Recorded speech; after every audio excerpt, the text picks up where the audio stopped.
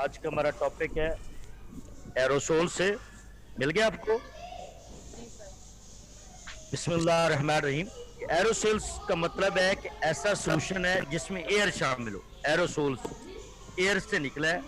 Aerosols का मतलब ही यही है कि ऐसा सोल्यूशन, ऐसा महलूल जिसमें एयर शामिल हो, हवा शामिल हो।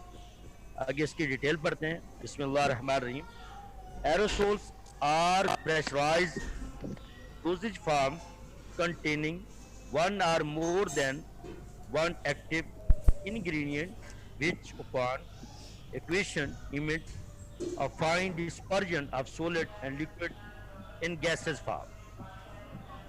ठीक है, तो इसको देखें कि एरोसो प्रेशराइज का मतलब होता है दबाव वाले, प्रेशर वाले। ठीक है, प्रेशर जिसके साथ दबाव, जैसे ये हम परफ्यूम लगाते हैं तो ऊपर से, इसको समझे इतना कि उसको हम ऊपर से पुश करते हैं, दबाव कर लगाते हैं तो वो बाहर निकलता है ना। तो इसी तरह का ये एरोसोल टाइप है। इसकी डिटेल हम पढ़ते हैं। कहते हैं, हेलो हेलो, जी सर। जी जी जी सर। सर सुन रहे। बोलते रहे ना, मुझे पता हो भाई जी जी आपकी आवाज आ रही है सर, आवाज आ रही हाँ, है। ठीक इनहेलर शाबाश। की एग्जांपल होगी। कहते हैं aerosols are pressurized dosage form containing one or more than one active ingredient। यानी प्रेशराइज दबाव वाले डोजेज फॉर्म कंटेनिंग रखता है एक या एक से ज्यादा एक्टिव इंग्रेडिएंट इज्जा। कहते हैं ऐसा महलूल है जो दबाव के साथ एक या दो अद्वियाती अज्जा मिलकर डोजेज बनाते हैं। ठीक है, जी सर। डोजेज बनाते हैं। अंडरस्टैंड? किसी बात की समझ ना आए तो आप इजीली पूछ सकते हैं, नो टेंशन।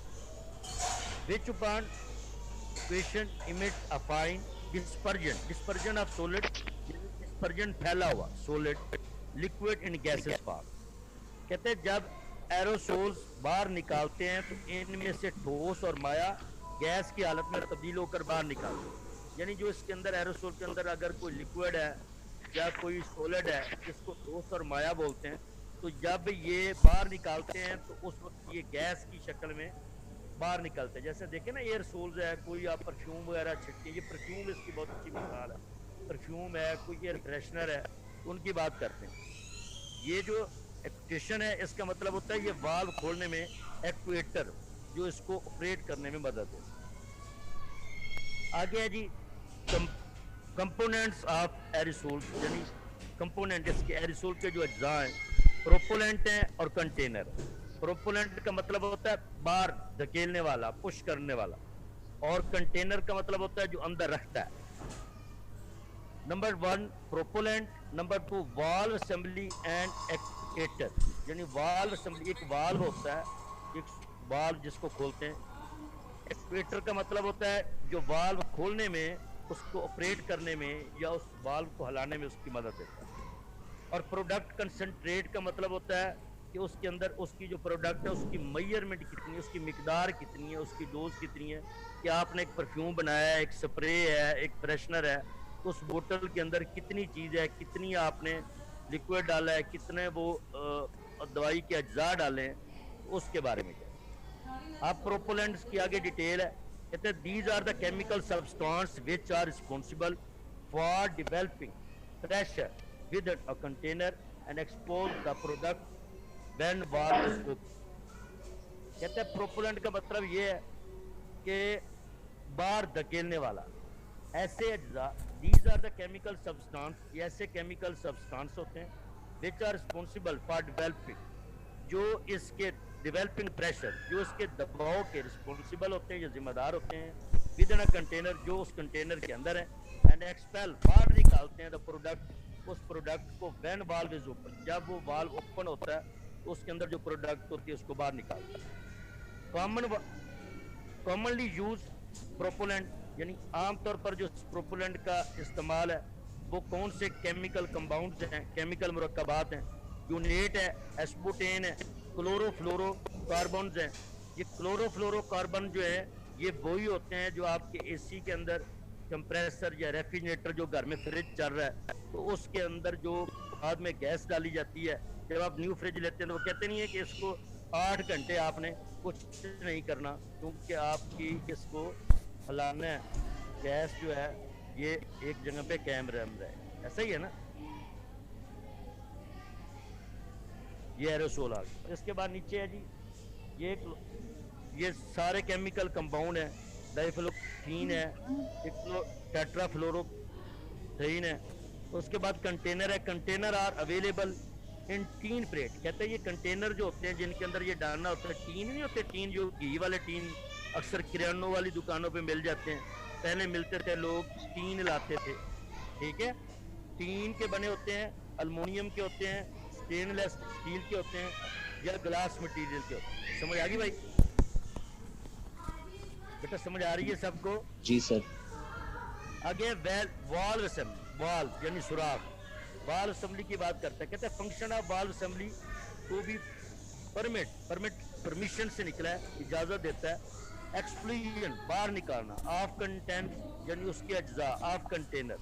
कहते हैं ये जो इसके फंक्शन है वाल्व के, इसके फंक्शन जो है ये इजाजत देते हैं बाहर निकालने में जो कंटेनर के अंदर अज्जा होते हैं। कैसे काम करने में कैसे इजाजत देते हैं? इन डिजायर्ड फॉर्म यानी जो उसकी ख्वाहिश है, जितना आप निकालें। देखिए आप सुबह सुबह परफ्यूम लगाते हैं, कोई बंदा हल्का सा लगाता है, कोई बार बार उसको पुश करके निकालता रहता है। कहते हैं ये उसको वाल्व जो है उसको परमिशन देता है कि कितने से कितना निकालें, in proper amount of dose, और ये अमाउंट और डोज उसकी खास जो मिकदार होती है, खास शक्ल में जो होती है वो निकलती है। उसके बाद माउंटिंग कप यानी जो उसको ऊपर रखा होता है, जो परफ्यूम के ऊपर एक ढक्कन सा बना होता है, उसको कप बोलते हैं। कहते हैं use to attach the valve properly to the container made of tin aluminium can also be use. कहते हैं कि ये जो वाल्व कंटेनर के साथ जुड़े होते हैं, ये मुंटेन के ऊपर इस्तेमाल किया जाता है या मुंटेन के साथ इस्तेमाल किया जाता है। आगे हाउसिंग है, इसके आगे टाइप्स हैं। इसी वाल्व के असेंबली के हम टाइप्स पढ़ रहे हैं। नंबर 1 माउंटिंग कप है, number 2 housing. In contain an opening at the point of attachment of dip tube, it is made of nylon. कहते हैं एक डिप ट्यूब होती है। डिप ट्यूब कौन सी होती है? देखें आप बोतल पीते हैं छोटी सी, तो उसमें आप स्ट्रा डालते हैं ना, स्ट्रा स्प्राइट में, कोक में, किसी के घर में मतलब स्ट्रा डाल के पीते हैं तो वो स्ट्रा ऊपर चीज़ खींचता है।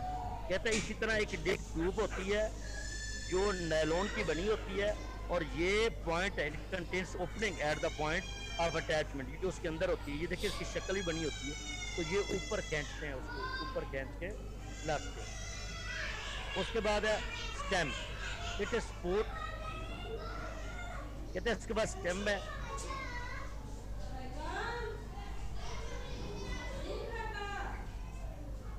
हाँ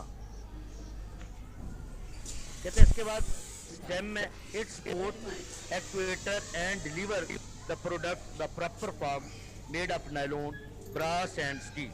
ब्रास कहते हैं तांबा, ब्रास कहते हैं तांबा, स्टील का। कहते हैं ये स्टैम्प है, ये एक्चुएटर को सपोर्ट करता है और डिलीवर करता है प्रोडक्ट को प्रॉपर, जो कि नायलॉन के, तांबे के और स्टील के बने होते हैं।